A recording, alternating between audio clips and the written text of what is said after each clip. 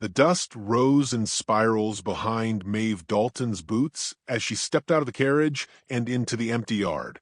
The wind blew sharp from the west, rustling the brittle grass that had long since given up on growing green. In her coat pocket, she held the deed. $1. That's all it had taken. One single coin, traded across a courthouse counter in a half-deserted town with too many shuttered windows and too few questions. A cursed ranch, they'd whispered behind her. She bought it anyway. She stood before the warped wooden porch of the ranch house, its roof sagging like a tired old man. Broken fence posts lined the path like drunk sentries, and a long-dead windmill creaked in the distance. Still, to her it was beautiful. It was empty, blessedly violently empty. No cribs, no doctor's bills, no sympathetic eyes. Just space and silence. Maeve had left Missouri with nothing but a valise, her father's old Remington rifle, and a hollow ache that had once been hope. She'd tried. 3 years of syringes, prayers, and losses that didn't show on the outside. Her ex-husband had left quietly one morning, saying only, "I need something to come home to." Maeve never begged. She buried her tears beside the nursery door that never opened, sold her belongings, and come west. The front door shrieked open under her hand, sending dust motes swirling like tiny ghosts. Inside, the house was colder than it should have been. Shadows clung to the corners. She dropped her bag by the hearth and moved slowly, each creaking floorboard reminding her that no one had lived here for years, at least no one who paid taxes. The fireplace was stone, blackened from past fires, and over it hung a rusted horseshoe nailed upside down. She touched it absently, then turned to explore the kitchen. Rusted pots hung crooked on their hooks. A dead mouse in the sink. She wrinkled her nose but said nothing. She wasn't afraid of rodents or decay. She was afraid of feeling nothing ever again. That's what grief did. It didn't howl, it hollowed. As evening began to press against the windows, she lit a lantern and climbed the stairs to the narrow hallway above. The bedroom had a wide window that looked out over the fields. She could see the mountains from here, their edges jagged like broken glass against the sky.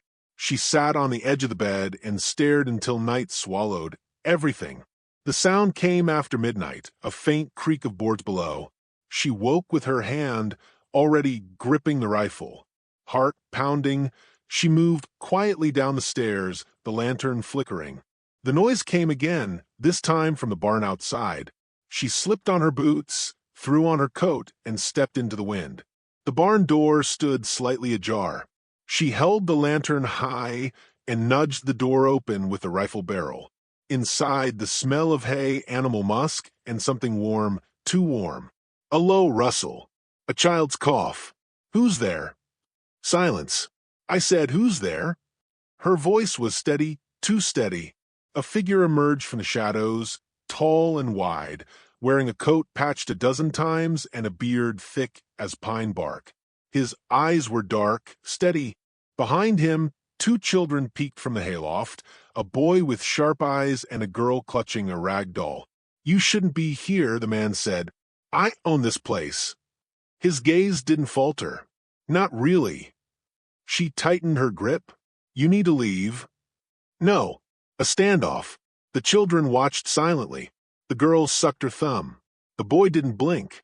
Maeve's voice dropped. "If you don't go, I'll fetch the sheriff." He stepped closer into the lantern light. Dirt smeared his face. Scars crossed his knuckles.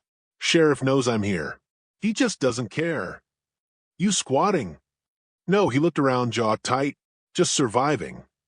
I won't share my house with strangers." He gave a half laugh, no humor in it. "You think you're the first to claim this place? My wife died in that bedroom. She's buried by the river behind the oak." Maeve's throat tightened. "That deed says it's mine." He shrugged. "Papers, just ink." They stared at each other, the air heavy with wind and dust. Finally, she lowered the rifle a fraction. "You have until dawn." He nodded once and vanished into the shadows. The children followed silently. She didn't sleep. By morning, the barn was empty, or so she thought. The following days passed in stubborn silence. She patched the roof, hauled water, scrubbed the floors. She found the grave beneath the oak, marked by a pile of stones and a child's ribbon tied to a stick. One morning, the porch rail was fixed. She hadn't done it. The next day, the pump handle, which had snapped in her hand, was mended. No note. No thanks. She heard laughter in the trees once and glimpsed the boy sharp-eyed, thin as a fence post, running after a squirrel. The girl appeared next, watching Maeve from behind the barn. She had tangled hair and a missing shoe. Maeve offered no words, just bread. The girl took it silently and ran. Later that evening, she confronted the man again. He sat at the riverbank, washing clothes in silence. "I told you to leave." He didn't look up, and I did. "You fixed my porch." He shrugged. "Didn't want you to fall." "You keep trespassing." "This ain't trespassing. It's remembering." She sat beside him against her better judgment. "What's your name?" "Elias Crow." He didn't ask for hers. The wind moved gently through the leaves. "I lost my wife here," he said after a long pause. "She wanted this land. Died giving birth. The girl barely remembers her." Maeve's voice caught before she spoke. "I can't have children." Elias looked at her then, really looked. No pity, just recognition. "Then maybe you understand why I won't leave." She did, and she hated it. That night, she couldn't sleep. She wandered the house and ended up in the attic where old trunks and moth-eaten blankets waited. She found a photograph. Elias, a smiling woman with wild hair, the two children younger, grinning. It was tucked beside a folded letter addressed to whomever holds this land next. The letter was brief. Asterisk, "This ranch holds more than walls and wood. If you've come here empty, it might just fill you. If you came full, beware, it may take what you love. Either way, know this, no one truly owns Breaker's Ridge. We only borrow it." Asterisk, the name made her shiver. She hadn't known it had one. Maeve folded the letter carefully and returned it to its place. By morning, Elias was gone again, but the kitchen floor had been swept.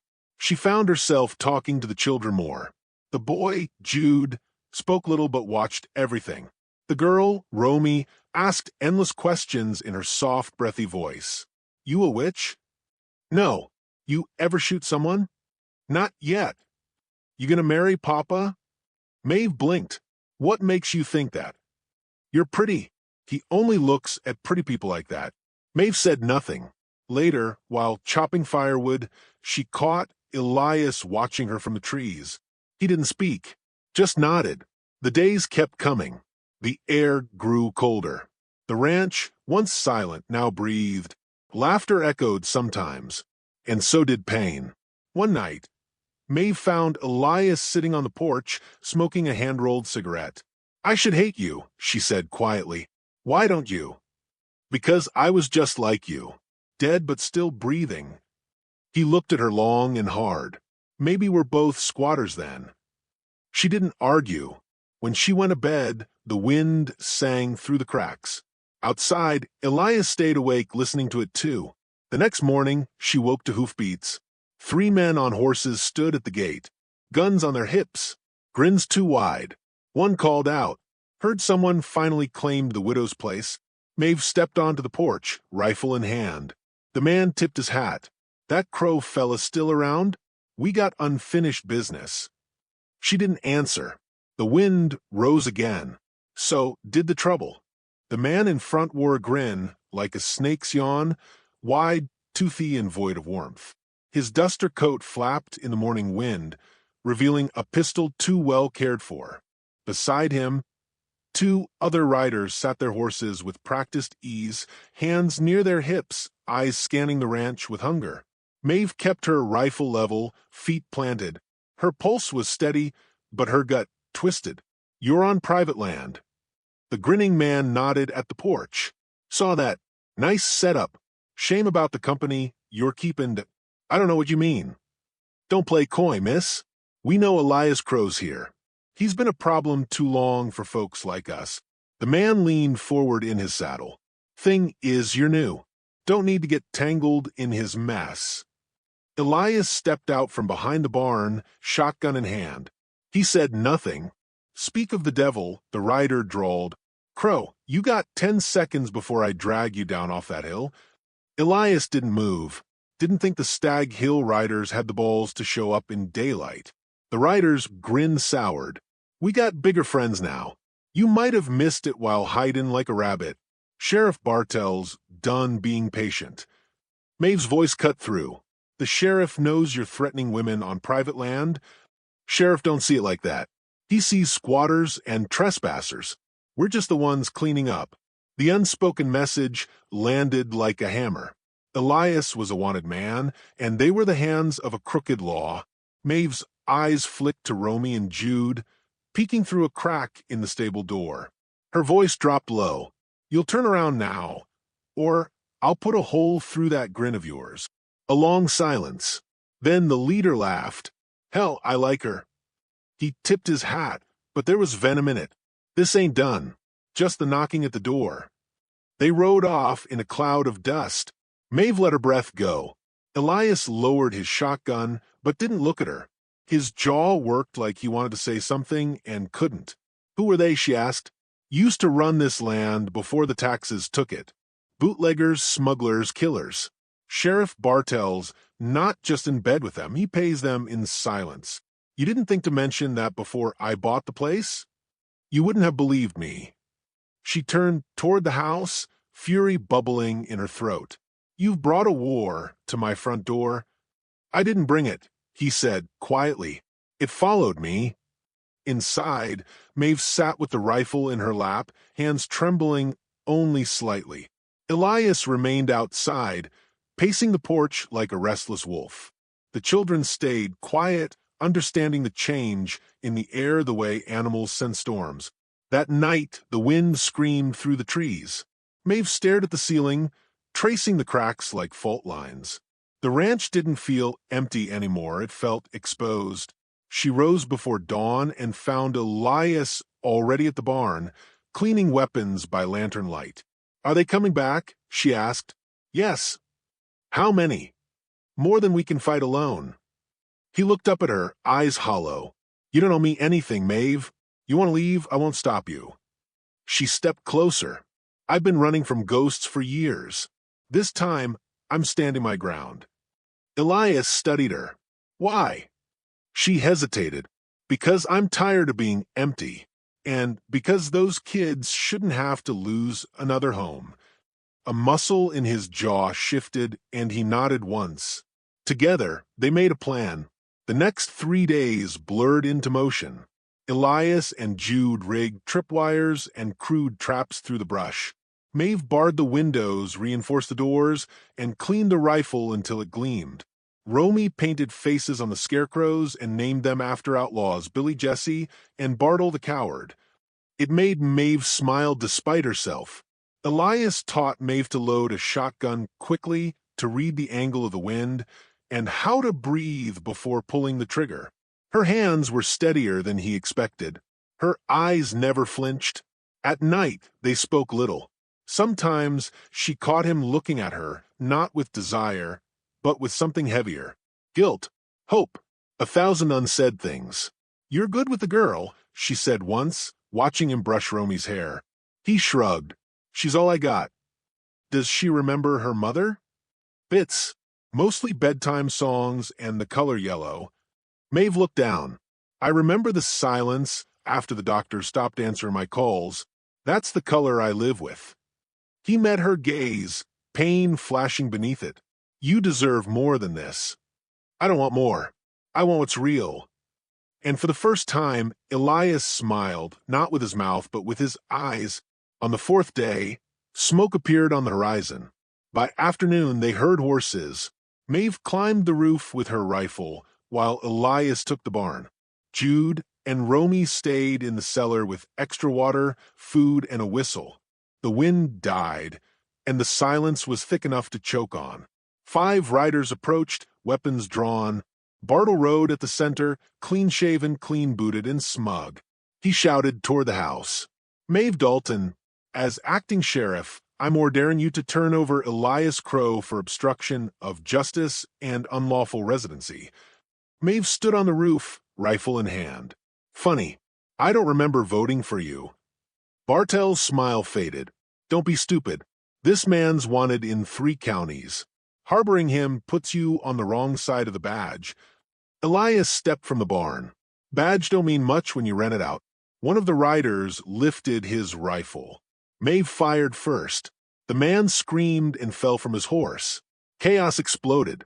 Gunfire echoed off the hills. Horses reared. The barn door burst open, and Elias let loose with the shotgun, driving 2 men back into the trees. Maeve reloaded, ducking a bullet that splintered the porch rail beside her. Bartle fired blindly, screaming curses. Maeve aimed, fired. His hat flew off. Blood streaked his temple. Someone threw a torch. The barn caught fire. Elias saw it first. Jude. But the boy wasn't in the barn. He was already at the pump, dragging buckets. Maeve leapt from the roof, rolled, grabbed a bucket, and joined him. Smoke poured from the hayloft. The fire raged fast. Then a scream. Romy's whistle shrieked from the cellar. Bartle had found her. Maeve ran faster than she thought she could. Elias tackled Bartle, just as he raised his pistol toward the girl. The 2 men fell hard, rolling in the dirt, fists flying. Maeve pulled Romy into her arms. Stay behind me. Elias grunted, bleeding from a gash across his cheek. Bartle kicked him, drew his pistol. Maeve didn't hesitate. 1 shot. Just 1. The sheriff dropped like a stone. The remaining riders fled. The fire hissed in the distance, dying under Jude's buckets and Elias's curses. Smoke clung to the air long after the gunfire stopped. Maeve stood trembling, rifle slack in her hand, boots soaked with blood and water. Romy clung to her waist. Elias knelt beside Bartell's body, chest heaving. Jude looked older somehow, ash-streaked and silent. They didn't speak for a long time. That night no one slept. Maeve cleaned Elias's wound by lamplight, while Romy held his hand and Jude stood guard at the door, rifle in hand. Maeve's hands were stained red, but she didn't tremble now. You saved her, Elias whispered. Maeve looked at the child, then at him. No, she saved me. The silence between them was different now. Not empty, not fearful, full. Outside, the stars returned to the sky. The wind moved through the trees, softer now like breath, and somewhere in that dark, scorched ranch house, something like a future began. Rain had been promised in the sky, all morning, thick clouds rolling low like cattle herded across the heavens. Maeve stood at the edge of the field, boots buried in wet soil, sleeves rolled to her elbows as she pulled a splinter from a warped plank. The barn, though scorched in places, stood tall again. Rebuilt from what was salvageable, reclaimed like everything else here. Elias approached quietly behind her. He didn't speak at first, just placed a mug of coffee in her hand, his fingers brushing hers, rough, calloused, steady. How's your side? She asked without looking up. Healing. He hesitated, voice rough. The barn looks good. Maeve allowed herself a faint smile. It's still standing. That counts. In the weeks since Bartell's fall, quiet had returned, but it came with a tension that clung like old smoke. The sheriff's death didn't end the threats, it fractured them. Scattered the riders, but didn't erase them. Somewhere out there, they licked their wounds and waited. Inside the house, Romy's laughter rang out. Jude was trying to teach her to read from an old, water-stained Bible Maeve found in the cellar. Neither of them had any fondness for sermons, but the boy clung to learning like it could armor him. Elias leaned against the fence. You ever think about what comes next? Maeve raised her head. I try not to. Makes it too easy to forget where I came from. You're not running anymore. She turned to face him fully now. Neither are you. They stood in the hush between weather and choice, and the question neither had asked settled heavy between them. Then came the rider. Not one of the old gang. This man was tall, alone, wearing a gray coat dusted with travel and weeks of hard living. His horse limped beneath him, foam around its mouth. Maeve stepped forward, rifle still slung over her shoulder. You lost? The rider shook his head. Looking for Crow. Name's Weston. Marshal out of Gannett Ridge. Elias stiffened. I thought Gannett Ridge didn't care what happened west of the basin. Didn't Weston said, till now. Maeve's hand inched toward the rifle's grip. Weston raised his palm slowly. Easy. I'm not here to take anyone. I'm here to warn you. Bartle wasn't the rot. He was the door to it. Maeve stepped closer, voice low. Say it straight. There's a man, Langdon Hess. Railroad baron turned judge, banker, whatever suits him that week. He backed Bartle. Funds the riders. Wants this land, not because of the soil, but what's under it. Elias's face darkened. Minerals, silver, oil, water rights, and power. Maeve narrowed her eyes. Then why not just end men? Why the games? Weston pulled a crumpled map from his coat, marked with red lines and stamped deeds.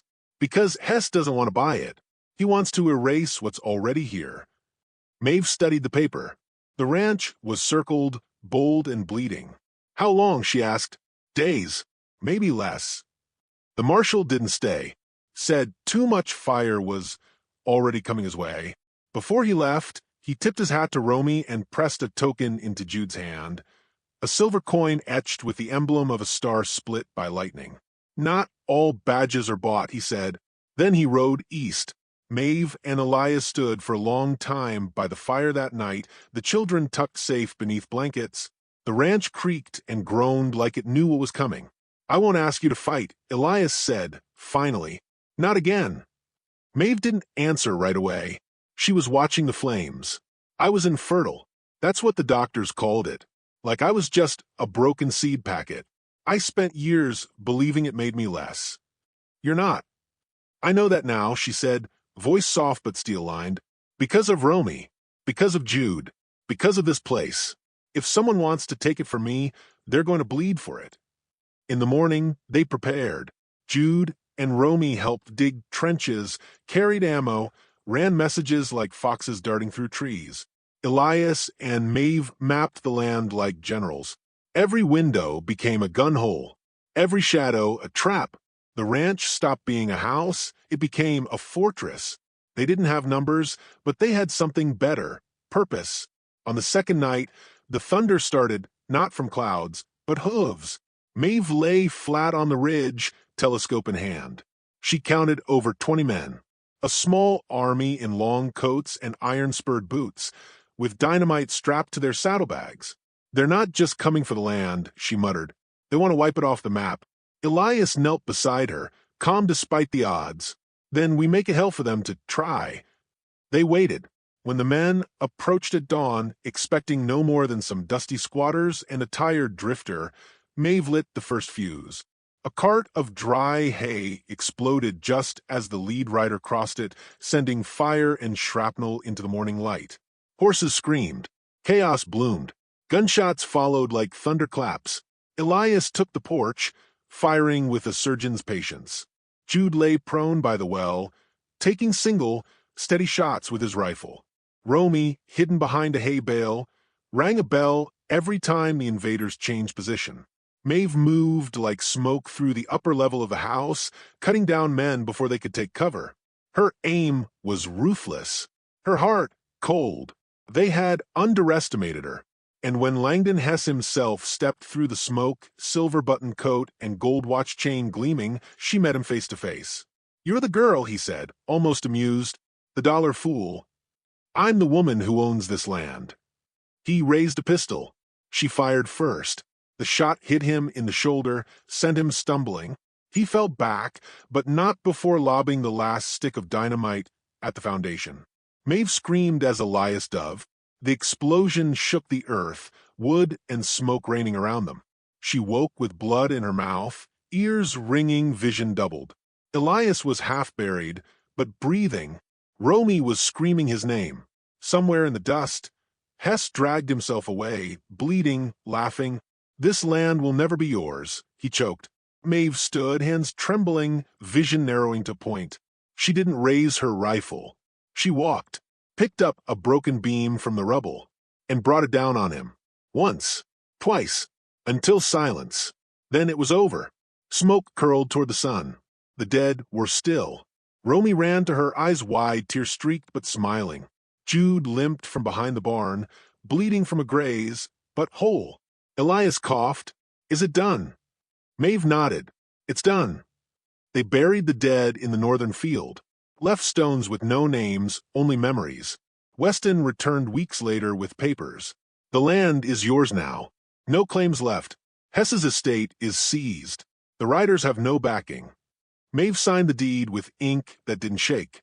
And as the first real rain fell on the ranch that afternoon, washing away blood and ash, she stood with Elias at her side and the children running barefoot through the mud. She didn't feel broken anymore. She felt born. And as the narrator, if I may break the frame, just once, I ask you, the reader, what is a home but the place where we choose to stand, despite the odds? What is family but the people who fight beside us, even when there's nothing left to give?